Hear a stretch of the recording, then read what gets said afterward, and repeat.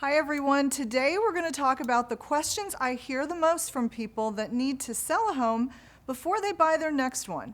It can seem like a pretty scary proposition when you need the money from the sale of the home that you're living in to buy the next house, but you don't want to sell unless you know where you're going. Believe me, I get it. So stay tuned because I'm going to give you a couple of great strategies to help you do this.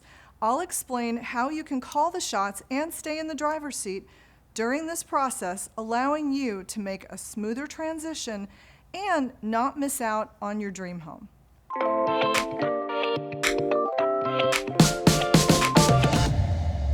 So probably the question that I hear the most is, why can't I just wait until I find my new house and make a contingent offer for me to then sell my house? Well, the answer to this, quite simply, is because this option makes your offer weaker in the eyes of the seller for the home that you're trying to buy. You are basically asking them to wait for you to now put your home on the market and obtain an offer. You're also asking that seller to take a risk on two buyers, you and the buyer for your home.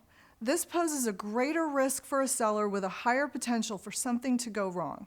Your offer won't be as strong, especially in a competitive market when you're competing against a lot of non-contingent buyers who do not have a house to sell.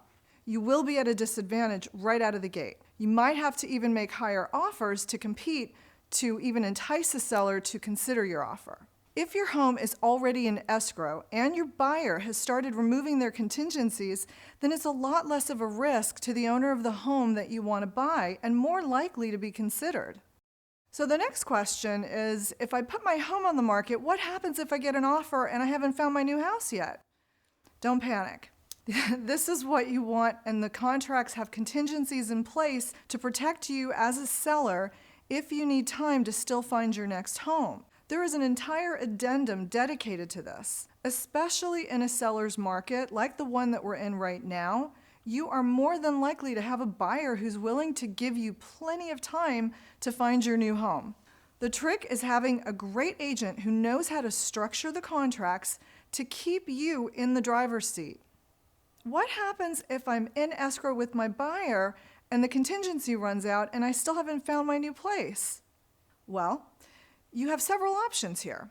We can A, go back to your buyer for the sale of your home and ask them to allow you more time and put an extension in writing. Or B, if the buyer really wants to close because they don't want to lose a great interest rate, we can negotiate a rent back to allow you more time to find your next home and close on that one. Another option, if we simply can't come to terms with the buyer, then we just cancel escrow and we put the property back on the market and wait for the next buyer. Either way, you stay in your home.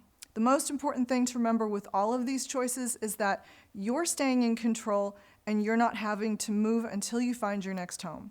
I can't tell you how many people have tried the hard way and lost out on their dream home because they didn't have their home listed yet and couldn't make a compelling offer on the one that they really wanted. Work with a skilled real estate professional that can explain all of these options to you and show you how to safely and strategically navigate this process so you can successfully sell and buy at the same time.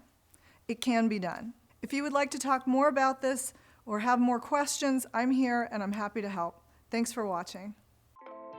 Thank you so much for watching. Please like, subscribe, or comment down below. We would love to hear from you. And if there's a topic or real estate questions that you have, I would be happy to talk about it and cover it and answer any questions that you might have.